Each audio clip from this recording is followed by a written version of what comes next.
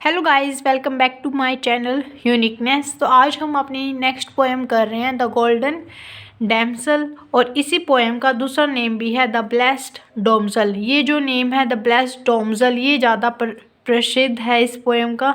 ये जो पोएम है ये लिखी है डीजे रोसिटी ने। इसका फुल नेम है Dante Gabriel Rossetti, Dante Gabriel Rossetti, but short form में हम इसे डीजे रोसिटी बोलते हैं। ये इसकी बहुत ही फेमस पोएम है, या फिर ये कह लो कि इसने जितनी भी पोएम्स लिखी उनमें सबसे मोस्ट फेमस जो पोएम है वो यही है, द गोल्डन डैमसल या फिर द ब्लेस्ड डोमसल। डोमसल यहाँ पे क्या है, एक वुमेन का नेम है जिसकी डेथ हो चुकी है और वो अभी हेवन में है और वो अपने बिलव्ड का जो उसका जो प्रेमी था उसका वेट कर रही है। वो अभी अर्थ पे है, उसका जो प्रेमी है। तो वो वहाँ पे ना हेवन के अंदर एक वहाँ पे खड़ी है, एक ब्रिज के ऊपर कह सकते हैं, मतलब कि एक बालकनी टाइप से है। तो वो वहाँ पे खड़े होकर अपने बिलव्ड का वेट कर रही है। तो क्या क्या वो सोचती है, क्या क्या उसके सराउंडिंग में होता है और वो किस स्टैंजा में क्या बात करती है, वो सारी बातें हम इस पोएम के अंदर पढ़ेंगे। और ये जो पोएम है ये 24 स्टैंजाज में है और इसकी जो राइमिंग स्कीम है वो है ABBCDB। ये इसकी राइमिंग स्कीम है। आपको समझ में आ रहा होगा तो पढ़ते हैं। The golden damsel is perhaps the best known poem by Dante Gabriel Rossetti. जो ये गोल्डन डैमसल जो ये पोएम है, गोल्डन डैमसल, ये जो पोएम है ये सुनहरे कलर की जो वहाँ पे खड़ी है ना, वो उसके ऊपर घेरा सा जो उसके ऊपर है। तो ये उसकी ना परहैप्स शायद उसकी सबसे बेस्ट पोएम है, किसकी, डेंटे गैब्रियल रोसिटी की, as well as the title of some of his best known poem. और जो इसका जो टाइटल है द ब्लेस्ड डोमसल, ब्लेस्ड होती है मतलब कि जो जिसको आशीर्वाद मिला है कि वो मतलब कि मरने के बाद भी कहाँ पे है, हेवन में है, स्वर्ग में है। तो फिर ये उसके ऊपर है कि जो इसका जो नेम है ना, ये उसकी कुछ पेंटिंग्स भी है, बेस्ट पेंटिंग्स थी जो इसकी डेंटे गैब्रियल की, उनमें से एक इसका टाइटल रखा गया है इसकी पोएम का। The poem is first published, ये जो पोएम है फर्स्ट कब पब्लिश हुई थी, 1850 में। इतना अभी तक मैं आपको बताती हूँ कि हमने इसमें क्या पढ़ा, कि ये जो स्टोरी है, ये जो पोएम है, ये एक वुमेन के बारे में है जो अभी स्वर्ग में है और अपने बिलव्ड का वेट कर रही है। ये डेंटे गैब्रियल ने लिखी है और ये उसकी मोस्ट फेमस पोएम है विक्टोरियन एज की, और 1850 में ये पब्लिश्ड हुई थी। और जितनी भी उसकी फेमस जो पेंटिंग्स थी उनमें से इसका जो नेम था वो रखा गया था। और ये जो पोएम थी ये कहाँ से इंस्पायर होकर लिखी थी, by Edgar Allan poem the Raven with its depiction of a lover grieving on earth over the death of his beloved one. यहाँ से इंस्पायर होके, मतलब कि ये राइटर था, एक पोइटस था, मतलब कि एडगर अला पोएम थी एक द रोवन, वहाँ से इंस्पायर होके डीजे रोसिटी ने इस पोएम को लिखा था। आगे पढ़ते हैं। With its depiction of a lover grieving on earth over the death of his beloved one, जहाँ पे जो एक लवर है, एक आशिक है, मतलब कि एक प्रेमी है, और वो क्या कर रहा है अपनी बिलव्ड की डेथ पे अब इस अर्थ के ऊपर क्या है, तड़प रहा है, उसके बारे में है। It is a love poem, ये क्या एक लव पोएम है, dealing with longing of beloved, जो किसके ऊपर है, लव पोएम है। और जो क्या है, जो डील करती है, मतलब कि लॉन्गिंग ऑफ बिलव्ड, जो लवर है वो अपनी बिलव्ड के लिए क्या कर रहा है, तड़प रहा है इस अर्थ के ऊपर। The poem is about a young women, ये जो पोएम है ये किसके बारे में, एक यंग वूमेन के बारे में है, हु हैड डाइड, जो क्या मर चुकी है, and is now waited and yearning for her lover to join her in heaven. और वो क्या कर रही है, जो वूमेन है वो मर चुकी है और वो अपने बिलव्ड का, अपने लवर का वेट कर रही है, कहाँ पे, हेवन के अंदर, कि वो आएगा और उसके साथ इस हेवन के अंदर रहेगा, वो इकट्ठे रहेंगे। चाहे वो अर्थ के ऊपर थोड़े टाइम के लिए इकट्ठा रहे हो, लेकिन अब वो हेवन में आएगा और मेरे साथ हमेशा हमेशा के लिए रहेगा। The first stanza set the scene and describe the young women leaning over the fence of heaven looking down. ये कह रहे हैं कि जो पोएम का जो फर्स्ट स्टैंजा है वो क्या है कि जो वुमेन है वो क्या कर रही है, वेट कर रही है अपने बीलव्ड का, कहाँ पे खड़े होके, ओवर द फेंस। फेंस होता है घेरा सा, मतलब कि बाउंड्री सी है एक टाइप की, लगा नहीं देते जैसे कि ब्रिज के ऊपर भी होती है साइडों में बाउंड्री, तो ऐसी जगह पे खड़ी है और उसके हाथ में क्या है, फ्लावर्स है, लिली के फ्लावर्स हैं। और उसने अच्छे से ड्रेसअप डाल रखा है, वाइट कलर का कुछ उसने ड्रेस डाली है और वो वहाँ पे क्या करके वेट कर रही है हेवन में अपने बिलव्ड का, और वहाँ पे खड़ी होगी वो अर्थ की तरफ नीचे देख रही है, हेवन टू अर्थ। ठीक है। और जो सेकंड स्टैंजा है, the woman appearance is describe, और जो सेकंड स्टैंजा है पोएम का उसके अंदर जो वुमेन की जो वुमेन है वहाँ पे डोमसल, उसकी जो अपीयरेंस है उसके बारे में डिस्क्रिप्शन है कि उसने बहुत सिंपल से क्लोथ्स पहने हैं। उसके जो लॉक्स है, लॉक्स यहाँ पे होती है जो ये लटाई नहीं होती गर्ल्स की, बालों की जो लटाई हैं वो खुल चुकी है, वर ओपन, यही है। फर्स्ट स्टैंजा में तो ये है कि वो क्या कर रही है, हेवन टू अर्थ देख रही है, और सेकंड स्टैंजा में क्या है कि उसकी कैसी अपीयरेंस है उसके बारे में डिस्क्रिप्शन है।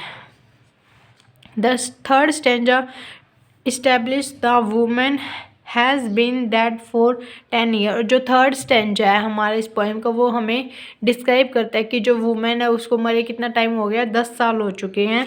The fourth stanza introduce the first person narrator who speech is always set in bracket, और जो फोर्थ स्टैंजा है पोएम का वो डिस्क्राइब करता है फर्स्ट पर्सन नरेटर को जो कि ब्रैकेट के अंदर है इस पोएम में। चलिए आगे पढ़ते हैं। आई होप आपको सही दिख रहा होगा।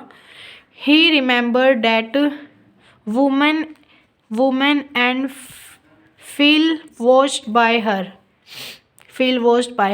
He remember that women. He कौन है यहाँ पे, जो उसका जो बिलव्ड है जो अभी धरती पे है, उसका जो लवर है वो क्या कर रहा है, उस वुमेन का, उस डोमसल का क्या कर रहा है, वेट कर रहा है और उसको देख रहा है हेवन की तरफ, मतलब कि अर्थ पे खड़े होके वो आकाश की तरफ देख रहा है और उसको ऐसा लग रहा है कि मैं उसको देख रहा हूँ, अपनी लवर को देख रहा हूँ, डोमसल को देख रहा हूँ।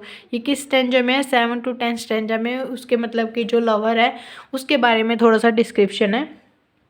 The women is still standing on her spot waiting and countless over death people join them in heaven. जो वुमेन है, जो डोमसल है, वो अभी भी उसी स्पॉट पे, उसी प्लेस पे खड़ी है और वो वेट कर रही है अपने प्रेमिका। And countless over death people join them in heaven, और वो अपने सराउंडिंग में उन लोगों को देख रही है जो मरने के बाद अपने इकट्ठे हुए हैं, रिजॉइन हुए हैं, मतलब कि पहले वो बिछड़ गए थे जैसे कि अभी ये दोनों बिछड़े हुए हैं, तो ये उन लोगों को देख रही हैं जो मृत्यु के बाद अभी हेवन में जिन्होंने ज्वाइनिंग की है।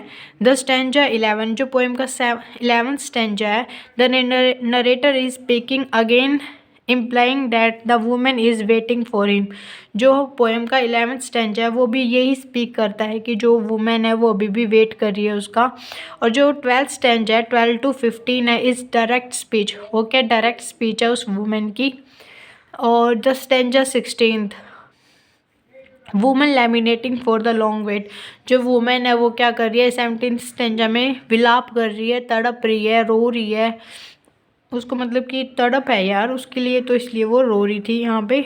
और the stanza 17, the narrator speaking again for this, she is saying how she will seek out the blessing of Mary for her lover. और जो नेक्स्ट स्टैंजा है 17 से आगे जो भी स्टैंजा है उनके अंदर वो क्या कर रही है, ब्लेसिंग्स लेना चाहती है मैरी से। वहाँ पे मतलब कि हेवन के अंदर भी कोई रानियाँ वगैरह होती होंगी ना, तो उनसे वो क्या लेना चाहती है, ब्लेसिंग्स लेना चाहती है अपने लवर के लिए।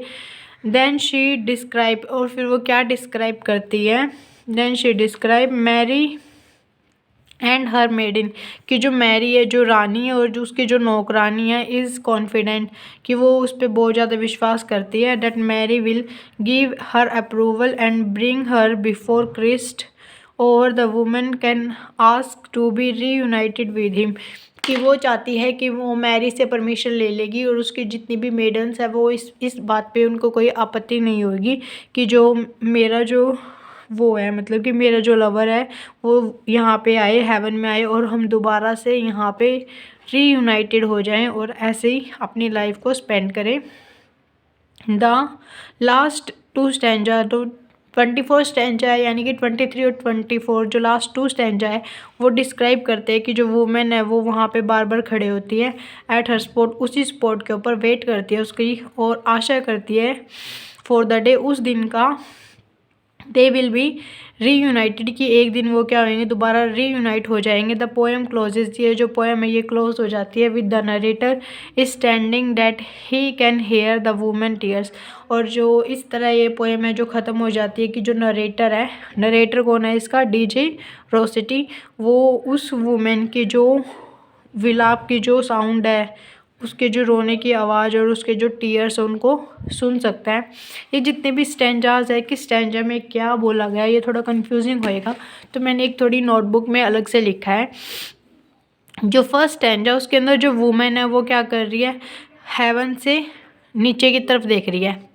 फिंस होता है जो घेरा, जो बाउंड्री वहाँ पे बनी हुई है, वहाँ से कहाँ पे की तरफ देख रही है, हेवन से अर्थ की तरफ देख रही है। और जो सेकंड स्टैंजा है, जो वुमेन है उसके डिस्क्रिप्शन है कि उसने क्या क्या पहना हुआ है, उसके हाथ में क्या है, उसके लॉक्स है वो खुल गई हैं, ठीक है। और जो थर्ड स्टैंजा है उसके अंदर ये बताया गया है कि जो वुमेन है उसको 10 साल हो चुके हैं मरे हुए, मतलब कि जो उसका जो लवर है उसको उसका वेट करते हुए 10 साल हो चुके हैं और वो भी हेवन में उसका वेट कर रही है। अब वो गॉड से, मतलब कि वाइट लाइट से एक्सपेक्ट करती है कि हम दोनों मिलेंगे अब। और जो फोर्थ स्टैंजा है वो ये डिस्क्राइब करता है कि जो ये पोएम है, जो ये स्पीच है नरेटर की, वो ब्रैकेट्स के अंदर है। और जो स्टैंजा 7 to 10 है, he remember that women is still standing, कि जो वुमेन है वो अभी भी वहीं पे खड़ी हुई है। जो 11th स्टैंजा है वो बताता है कि narrator is speaking again waiting for him, कि जो वो बताता है कि वो उसका वेट कर रही है वहाँ पे, और नीचे अर्थ पे उसका जो लवर है वो उसका वेट कर रहा है। डायरेक्ट स्पीच है 12 to 15 स्टेंजा में। 16 स्टेंजा में उसकी विलाप की स्टोरी बताई गई है कि कैसे जो डोमजेल है वो रो रहे हैं वहाँ पे और अपने लवर से रीयूनाइट होना चाहती है। और जो 17 स्टेंजा है, the narrator is speaking again, this time she is saying how she will seek out the blessings of Mary for her love, कि वो अपने मैरी से कैसे ब्लेसिंग्स ले सकती है कि वो दोनों दोबारा रीयूनाइट हो जाए। शी डिस्क्राइब टू मैरी, वो डिस्क्राइब करती है सारा मैरी को। और लास्ट टू स्टैंजाज में वो अभी भी उसका वेट कर रही है, बार बार उसी जगह पे खड़े होती है, यही आशा करती है कि हम दोनों रीयूनाइट हो जाएंगे। Thank you so much. आप अगर इसकी PDF चाहते हो तो आप मेरा टेलीग्राम चैनल ज्वाइन कर सकते हो, लिंक मेरे अबाउट में है। And thank you so much for listening me.